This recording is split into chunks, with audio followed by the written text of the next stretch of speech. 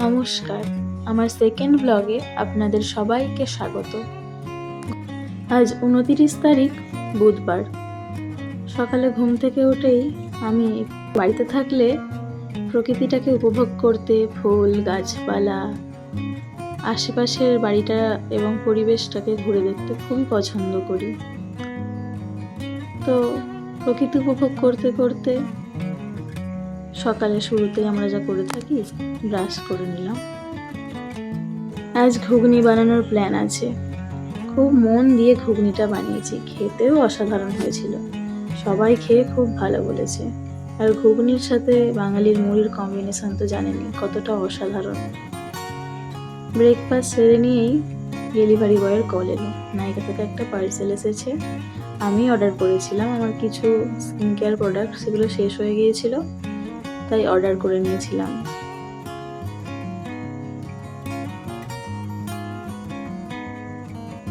এই যে এই প্রোডাক্টটি উইস কেয়ারের একটি সানস্ক্রিন। অনেকগুলো প্রোডাক্ট নিয়েছি বলে দুটো জিনিস গিফট দিয়েছে, তার মধ্যে এই সানস্ক্রিনটা। এরপর আমার সানস্ক্রিন, ময়েশ্চারাইজার, একটা নতুন স্কিন কেয়ার ফ্যামিলিতে অ্যাড হওয়া প্রোডাক্ট, সেটা হচ্ছে টোনার। এই যে আপনাদের বললাম দুটো গিফট পেয়েছি, তার মধ্যে এটা আরেকটি টোনার। আর এই সিরামটা আমি ইউজ করি। আর এটা হচ্ছে আমার ক্লিনজার, মিনিমালিস্টের স্যালিসিলিক অ্যাসিড।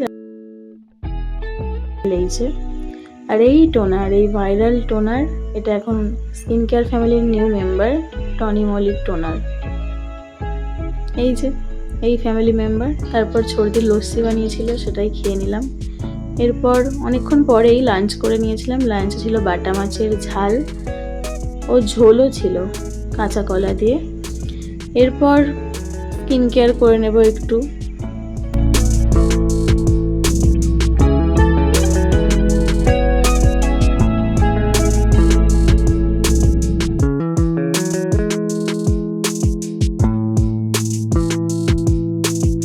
আগেই বলে দিচ্ছি, কোনো প্রমোশনাল ভিডিও নয় এটা, জাস্ট আমার স্কিন কেয়ার প্রোডাক্ট।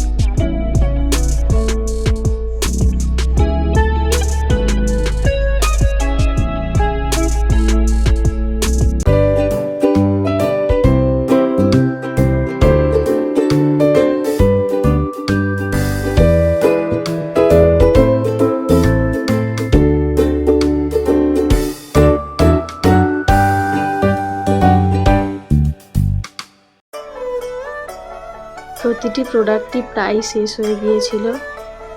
কোনো রকমভাবে সেগুলো চালাচ্ছিলাম, কারণ আমরা বাঙালি। তো একটা প্রোডাক্ট বা যাই কিছু, সেটাকে পুরোপুরিভাবে শেষ না হলে আমরা নতুন জিনিসটাকে ব্যবহার করা শুরু করি না।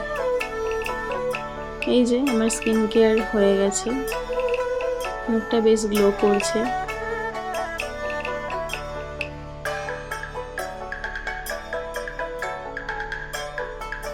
খাবার পর একটু স্কিন কেয়ার করে দই খেয়ে নিলাম।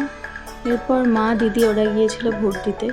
আমি ভোটার কার্ড করা হয়নি, আমার এক্সামের কারণে আমি তখন কলেজ থেকে আসতে পারিনি, টাইম হয়ে ওঠেনি, তাই ভোটার কার্ডটা করা হয়নি, তাই আমি এবার ভোট দিতে পারিনি। ওরা গিয়েছিল, ওরা বললো বাড়িতে একা আছিস, চলাই এখানে আমাদের সঙ্গে থাকবে। তাই চলে গেলাম। কাছেই আমাদের স্কুলে হচ্ছিল ভোটটা। এরপর এসে আজ একটু ফটোশ্যুট, ভিডিও শ্যুট করার কথা ছিল, তাই আমি হালকা করে মেকআপ করে নিলাম। আর মেকআপের বেস্ট পার্ট সব মেয়েদেরই পছন্দ, সেটা হলো ব্লাশ। বেশ করে ব্লাশ লাগিয়ে নিলাম। এরপর ওদের মধ্যে আমি দেখছিলাম মেকআপটা কতটা গ্লো দিচ্ছে। Get ready with me and মেকআপের একটা আলাদা ভিডিও আসবে শর্টসে, অবশ্যই চোখ রাখবেন। এখানে খুব বেশি দেখালাম না, কারণ ওটা শর্টসে আলাদা করে দেবো।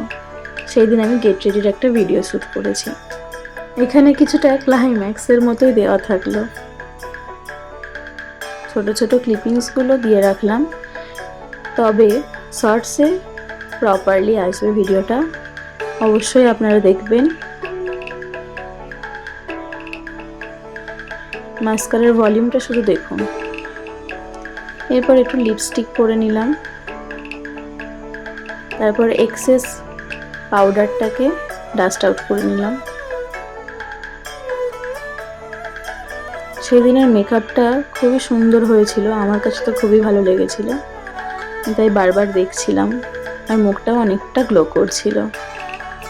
এরপর আমি মায়ের অনেক পুরনো একটা শাড়ি, এখনও ঠিক কতটা সুন্দর আছে আপনারাই দেখুন, ওইটা পরেই আজকে আমি রেডি হয়েছিলাম। আর আজকের ভিডিও শ্যুট করব বা ফটো তুলব এই শাড়িটি পরেই।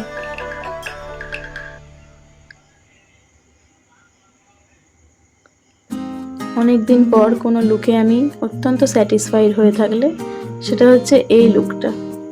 আর এই যে কাঁচের চুড়িগুলো সেই দুর্গাপুজোয় নিয়েছিলাম, তখন ঠিক হাতের মতোই ছিল, কিন্তু এবার যেন কিছুতেই ঢুকলো না হাতে।